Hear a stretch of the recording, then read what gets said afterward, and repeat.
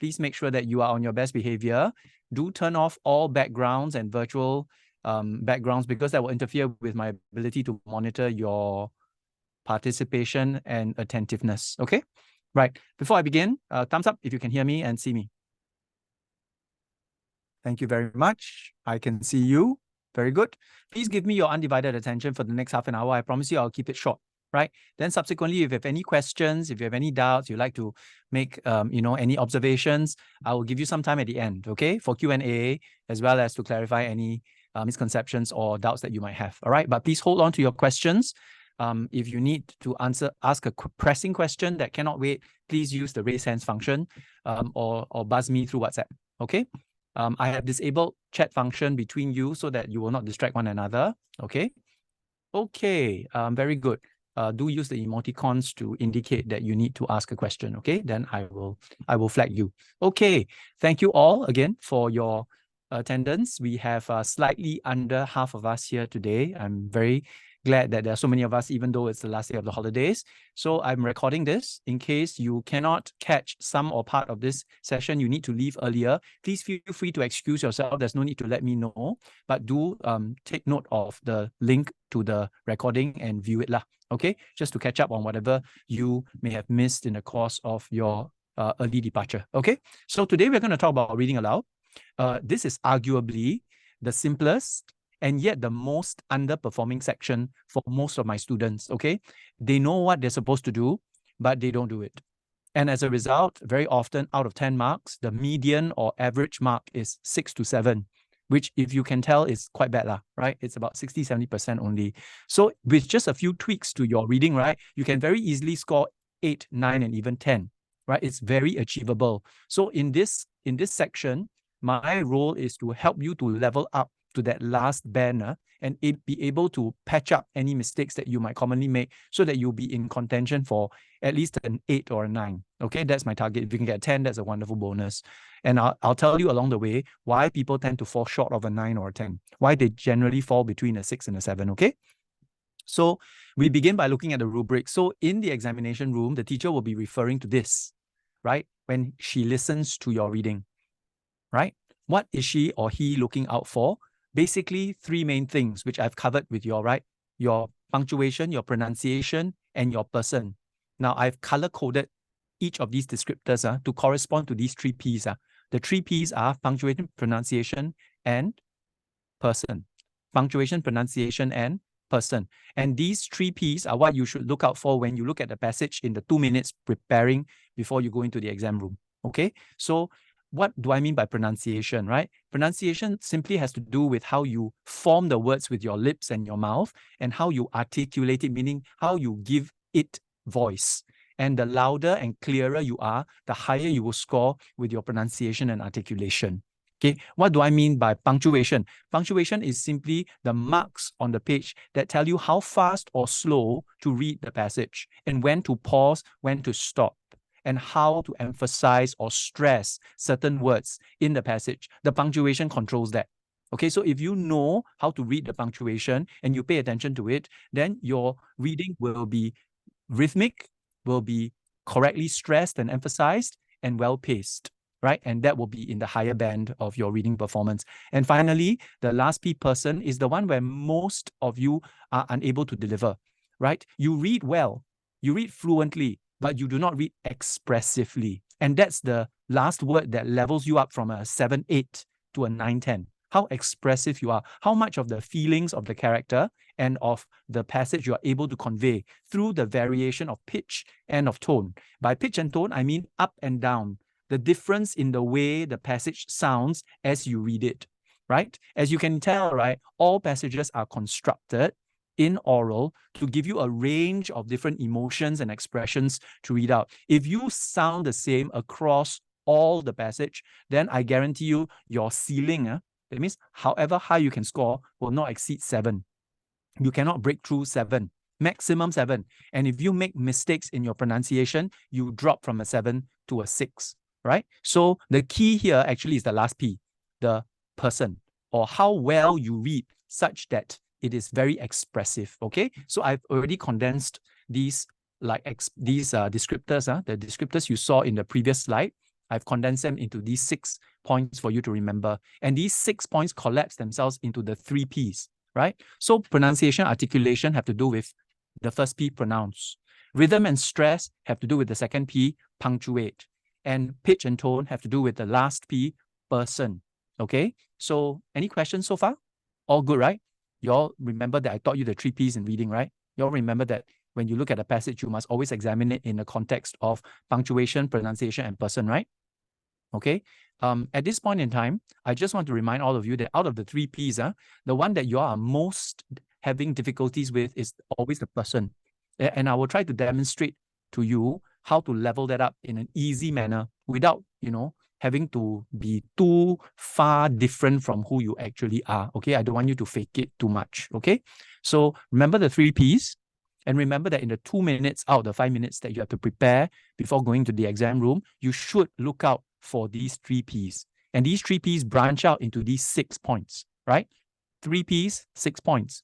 First P, pronunciation, articulation. Second P, rhythm, stress. Third P, pitch and tone. Look out for where you can express these 6 points in your passage. Okay, I'll give you a sample passage shortly, and then we'll practice it. Okay, so like I said, this is help you remember the 6 elements that the teacher is looking out for whenever he or she listens to your reading.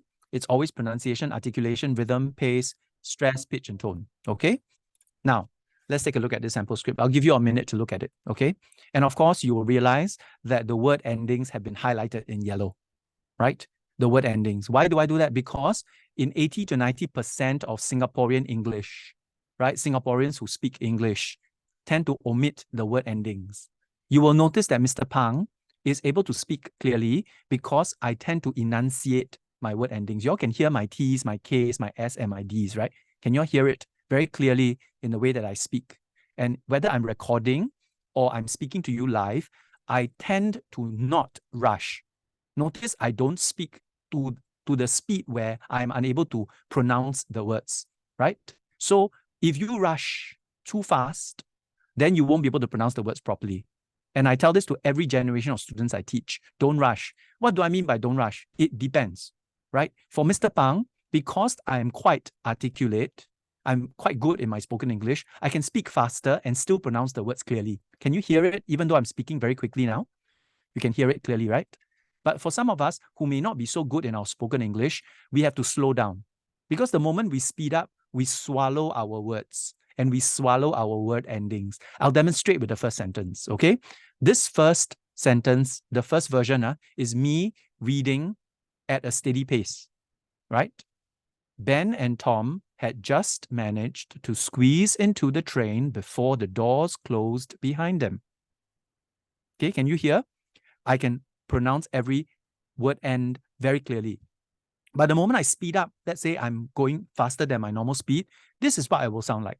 Okay, same sentence. Ben and Tom had just managed to squeeze into the train before the doors closed behind them. Can you hear the difference? Ben and Tom had just managed to squeeze into the train before the doors closed behind them. Can you hear the difference? Right? The clarity of my word endings is lost when I speed it up. Ben and Tom had just managed to, versus Ben and Tom had just managed to squeeze into the train. Can you hear the difference? Right? The teachers can hear it too. So always remind yourself, no matter how nervous you are, no matter how, how difficult you feel the exams are, you mustn't rush, okay? The nervous reaction is to speed up and try to get it over with as quickly as possible. You have to resist that urge. Everybody, do you understand? If you do, please nod your heads, okay? The urge will be to speed up. All of you will do that because you're nervous and you're in front of a teacher you may not be familiar with. But remind yourself, your benefit is when you calm down. You're strongest when you're calm. You're weakest when you're nervous. So when you're nervous, you speed up and your performance will suffer. So the most important thing I can teach you now is to calm yourself. You do your box breathing, right? 2 breaths in, 4 counts out, kind of thing. Calm yourself before you enter. And when you enter, take your time. Because the examiners are not there to hurry you. They're actually there to give you as much time as you need. So there's no need to hurry. Remember, there's no time limit. They're not going to suddenly ring a bell and tell you your time is up. That's not what's going to happen. In fact, they will tell you to take your time. Okay? So be clear, Speak loudly. Don't speak in a whisper, and take your time. Don't rush, right? And you will hear the difference in the way that you read. Okay, take your time. Don't rush. That's the key. Take your time. Don't rush. So this is a common error that I thought I'd better include, and I hear this a lot. Do you all know the word the? THE, right? THE. THE is pronounced differently depending on which word it is next to. Are you all aware of that? You may have been taught this before in primary 1 and 2. If you have not been taught this, please shake your head. If you have been taught this, please nod your head. Okay. I see some noddings and I see some shakings. So let me just very quickly review this, okay? Now, anytime the word the, THE, anytime THE is next to a vowel, it sounds like the. Got it, everybody? Anytime THE is next to a vowel, it sounds like the. Anytime THE is next to a non-vowel, that means any other consonant. You all know what's vowel and consonants, right? Vowels are A, E, I, O, U. Anytime A, E, I, O, U appears after THE, it's pronounced the. Right? Remember the magic E, right? It's something like magic E. The. But whenever the THE is next to a consonant that's not a vowel, like, M or S, it becomes the. So it's the man eating the apple. Right? So you can practice this, the man eating the apple, or the giraffe under the umbrella. The giraffe, because giraffe is a G consonant, under the umbrella. The because of U for umbrella, U.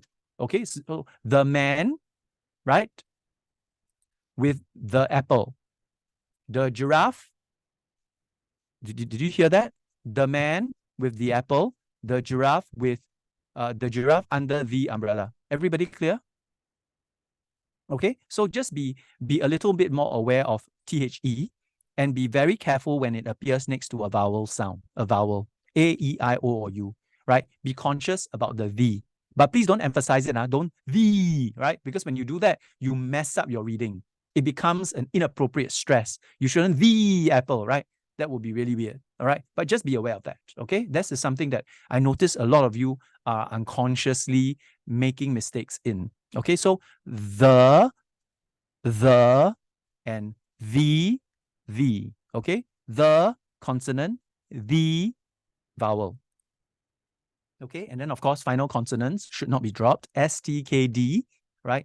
A lot of words that end with S, T, K, and D are often swallowed up by Singaporean pronunciations. Okay, so be very conscious because we're all Singaporeans. We tend to do this. And when we do this, we make the language sound sloppy. We are not clear in our articulation and we are not clear in our pronunciation. And that affects our score. So pronounce the T's, the D's, the K's, and the S's, right? So doors closed, vacant seats, most, commuters, effort, should, just, blocking the entrance, cannot board, commented, right? So you hear the D's and the T's, but don't exaggerate, don't spit. You know what I mean? Don't spit, don't comment, right? Would, get, right? Don't spit. The examiners will not appreciate having saliva on their faces. Okay, so control it. So would, get, seat, bring, brought, right? Don't brought, seated, right? Don't do that, Pronounce just with the right emphasis. Seated, brought, called, right? Next, right? So we talked about pronunciation. So two of the things that I mentioned in pronunciation, the more overt errors are the word endings, S, T, Ks, and Ds, and the use of THE next to a vowel or a consonant, the. Now punctuation, right? So punctuation, you all should remember this. You remember the number of counts that are associated with each punctuation mark? Anything with a full stop is worth 2 beats. So you wait twice as long. Anything with a tail, like a comma, is worth 1 beat. So you wait half of the time that you do for a full stop. Okay, this also applies for question marks and exclamation marks. Do you all understand? Anything with a dot is worth twice anything with a tail. So a colon, a semicolon, and a comma are 1 beat. An exclamation mark and a question mark are 2. Everybody okay with that? Do you all understand the principle? So I'll demonstrate. Not so loud, Tom. We wouldn't want to get ourselves into trouble. So let's just move in. Ben, who was the timid one, whispered. Okay, so whenever I mentally encounter a full stop, I mentally clap twice. Whenever I mentally encounter a comma, I mentally clap once. Please don't actually clap in the examination, because that's going to be really upsetting to the examiner to have this weird person clapping, right, as they are reading. So clap in your head, but do it like consciously, that you are giving yourself twice as much time for full stops, question marks, and exclamation marks as you do for commas. Okay, Ken? Pretty simple concept, right? The next thing, besides the speed of the reading, that the punctuation marks control, is the manner of speech. So when you ask a question, and usually question marks occur in dialogue, your speech must go upward, right? So, are you coming, right? Is he here? Are they there, right? Is it time? So the moment I have a question mark, imagine the curve of the question mark is the curve of my speech. So anytime I go to a word that contains the question mark next to it, that word needs to inflect upwards. Okay? So are you here? Is he there? Is it time? It doesn't matter what word it is. The inflection always goes up. In English, there is no downward inflection. Other languages, they do. But in English, question marks are always upward in inflection, right? In fact, even exclamation marks, stop, it goes up, right? But it just goes up very much quicker. It doesn't go like gradually up, like, are you there? It's gradual for a question mark. But for an exclamation mark, it's immediate. It goes upwards straight away. Stop, right? Help, right? So immediately it goes up. And it shortens the speed, or increases the speed and shortens the time of the words, right? For exclamation marks. Okay. So together, right, punctuation controls the speed as well as the manner in which we read words that are next to them. Okay. So be very conscious of that. One point here, avoid word by word reading. Okay. That's called staccato reading. Staccato reading is when you read word by word. So not so loud, Tom, we wouldn't want, don't syllabize your reading. Don't break it into syllables, because that way you will fail, right? The fluency and connection of your syllables must always be there. It must be like a flowing river. It mustn't be like steps. Okay, it must be like a flowing river. So don't read word by word. Even if you are uncertain of a word, just skip over it, right? Just skip over it. Don't like stop and stare at the examiner, because the examiner is not going to give you the pronunciation of the word. So just gloss over it. Pronounce it the best way you can, move on to the next word. Okay? Don't stop. Don't read word by word. Okay? So the next pointer is about word stress. Okay? What do I mean by word stress? Word stress is emphasis. Okay? It's giving a heavier attention and a heavier reading to a particular word. Okay, so the notes here are self-explanatory. Take a look at this, okay? In any sentence, there are always words that are more important. That's how we find keywords, right? Whenever we highlight or underline keywords in our questions, we are actually saying those words are more important than the others. When we read the same thing, we are reading certain words more heavily and emphasized than others because they're more important. So in this case, the words timid, the words whispered, the words trouble, the words loud are words that are more important. So I will emphasize them. So I'll read without emphasis and I'll read with emphasis. You hear the difference, okay? So without emphasis sounds like this. Not so loud, Tom. We wouldn't want to get ourselves into trouble. So let's just move in. Ben, who was the timid one, whispered. That's no emphasis, zero. Everything is at level 1. Okay? I'm sure you will agree with me that it is immediately not very compelling or interesting, right? Okay, now let's try to turn on the filter of emphasis. So I add a filter for emphasis. So not so loud, Tom. We wouldn't want to get ourselves into trouble. So let's just move in. Ben, who was the timid one, whispered. Okay, can you hear? The moment I emphasize, I am showing certain words up. What do I mean by showing certain words up? I'm highlighting them with my mouth, right? I'm highlighting them with my speech. So it's like a highlighter, but verbal highlighter. When I give it more volume and I give it a little bit more emphasis and weight in the way that I read it. Okay, so very important. Don't just read through. Read with a view of emphasizing specific important words. The good news is that there's no right or wrong.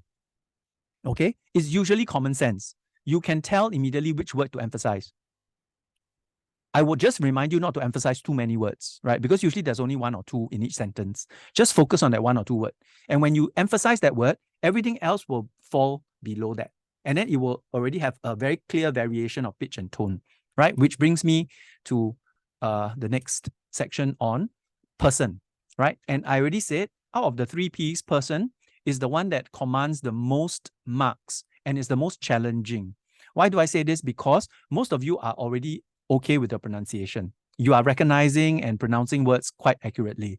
Most of you are able to recognize punctuation and you use it to control your speed quite effectively. But this part on person is the one where you're all fall short. That's why your ceiling is always 7 marks and you never go beyond it. How do I get to 9 or 10? Literally, it's here. This is what sets the great readers apart from the good readers, right? Great is 9, 10. Good is 7, 8. Okay, so how do I break through? I need to be very conscious of a few things. One is I need to be conscious of all the characters in the reading. Every passage will have at least 2 characters. At least 2. One is the narrator, the person telling the story, and the other one is the character speaking in the story. There'll always be dialogue. And most passages have more than 2 speaking characters. There'll either be mother and son, or brother and sister, or friend with another friend, right? So there'll be multiple characters and then one narrator. So there will be between 2, 3 to 4 different voices. If you can make every voice sound different, you win. I say again, if you can make every voice sound different, you win. Because everybody else is going to read the passage like as if there's only one person talking. And that's super boring. But if you can make 2 or 3 of the voices sound different from each other, then you immediately bring a lot more life and excitement to your passage. And that's the person, right? There are different persons in the passage. Person 1, 0, is always the narrator. He sounds the most boring and matter of fact. Person 2, usually a character who is very excited or very enthusiastic or very scared or very terrified. That's the character that sounds very loud. And then usually another character is the contrasting one, the quiet, the calm, or the not affected person. That character is a minus, right? So a +2 will be a loud character. A -2 would be a character who's very soft or timid or shy, okay? And that difference between narrator character 1 and character 2 is what will give you that overwhelming advantage to push yourself above good into great as reading. Do you all understand, everybody? Give me a nod if you do. Okay, right? Thank you for that. I appreciate that. Okay, so let me demonstrate to you what it sounds like to have a 0, +2, and -2. Imagine a volume knob. You turn it in different directions to simulate different characters, right? The easiest way to think of it as a volume knob. Okay, so I'll take this passage. I'll begin as a narrator. I'll transition into Tom. And then I will transition from Tom into Ben. And I will let you hear the difference in levels, right? And you can immediately tell, I don't even need to change my voice. I don't have to pretend to be a girl or pretend to be an adult. I don't have to do any of that.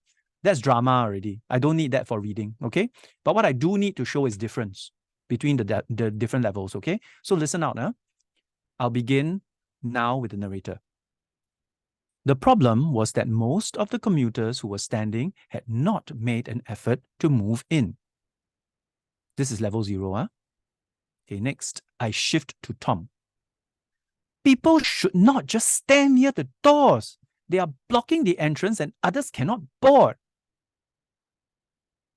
Transit back to narrator. Tom boldly commented. Now transit to Ben. Not so loud, Tom. We wouldn't want to get ourselves into trouble, so let's just move in. Ben, who was the timid one, whispered. Can you hear the difference in levels? Okay? The more effectively you can show that difference, the more powerful your person becomes. Okay, so person is just about showing the difference. How you show that difference? The easiest way, by volume.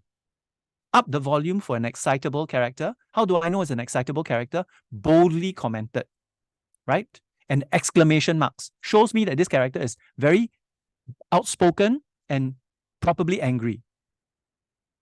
Ben is the -2, right? How do I know? Timid, whispered, right?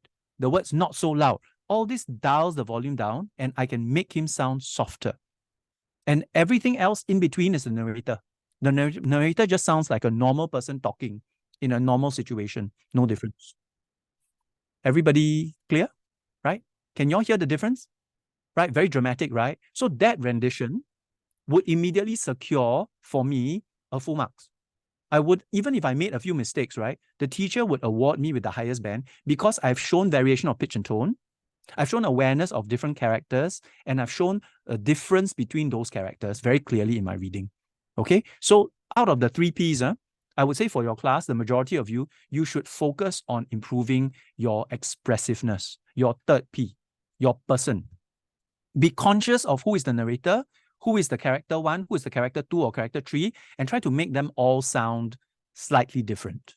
The more different they are, the more effective you will be in your expressiveness. So the passage sounds like it is going up and down and sounds like it is very different from each other and not all the same. Okay? All good so far, everybody? Do you have any questions about what I've just covered?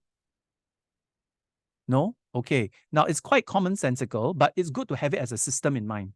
Because when I go through this with you and you have these 3 Ps in mind, right, it gives you a very systematic way to like work through like an equation, how to prepare yourself during the 2 minutes. If you allow yourself to attend to these 3 Ps and 6 character traits of good speaking, right, then you will go into the exam room very confident. You will know exactly what the examiner is looking for, and you will be in a position to give it to him or her.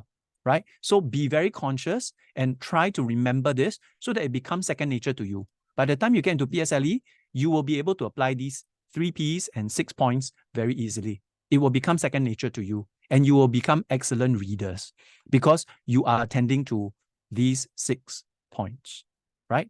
Out of these 6 points, like I said, the most important ones are variation of pitch and tone, which most readers at the high level of proficiency often struggle with. So I'm telling all of you now, because you're already at a high level of proficiency for pronunciation and punctuation, please focus on your expressiveness, on the 3rd P. When you practice by yourselves, later when I'll send out the sample passage to you all to record, please work on your expressiveness. Okay, not to say you ignore pronunciation and punctuation, but just put a bit more time on working on your expressiveness. Okay, everybody, give me a thumbs up if you're okay with that.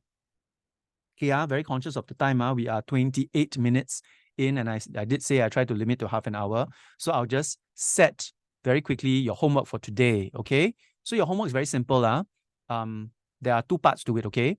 Last Friday, we did stimulus-based conversation, right? We talked about, remember the TREES, your thoughts, reasons, explanations, examples, and suggestions for improvement, right? I have an assignment in SLS for you to complete. That one is quite long, so I'm going to give you a few days to finish it.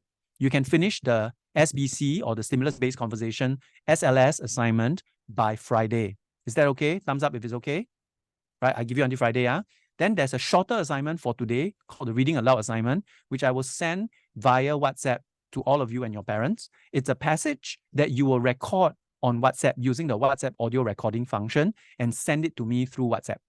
You can do it anytime this evening, but I want it to be given to me latest by tomorrow evening. So you have this evening, you have tomorrow, and you have tomorrow evening to send it to me. Then I will immediately reply to you with a mark upon 10, as well as some observations for how you can improve your reading aloud. Is that okay, everybody? That one will be immediate feedback. SLS will be delayed until Friday. Any questions at all? Okay, perfect. I'm coming into the final 30 seconds of my half an hour. So I have been accurate with my assessment of the time. Do you all have any doubts or questions about anything at all? If not, I'm going to end the session shortly. So remember, in addition to these 2 oral pieces of homework, you also need to finish your listening comprehension, right? Which requires that you refer to your listening comprehension SEM 2 booklet practice 2 to complete. If you happen to not have that practice, I've sent a soft copy to your parents so you can print it out and do it on that soft copy. Okay? I've tried to cover all bases so that you're all able to do the homework. Can?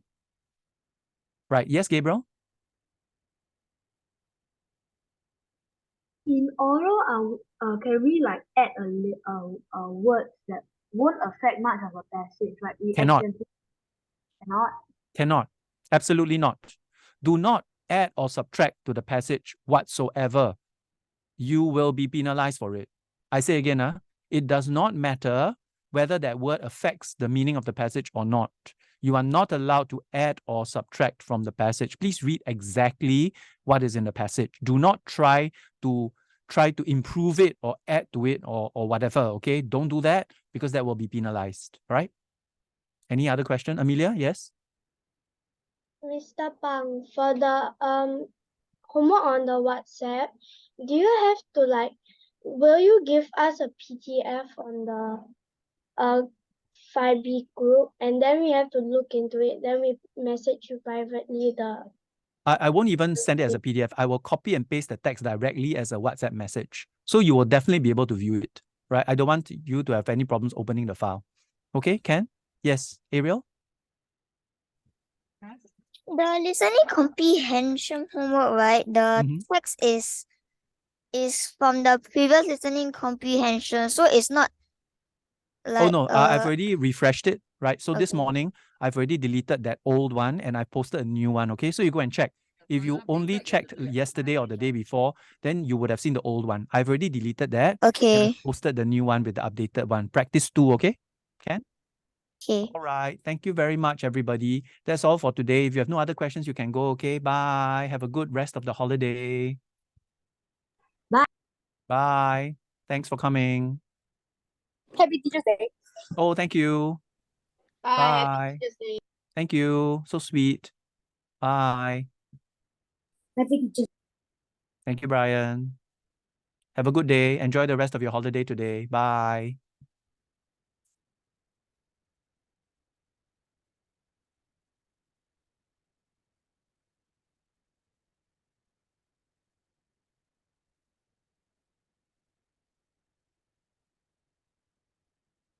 Okay. Bye, Ariel. You're the last one. Yay.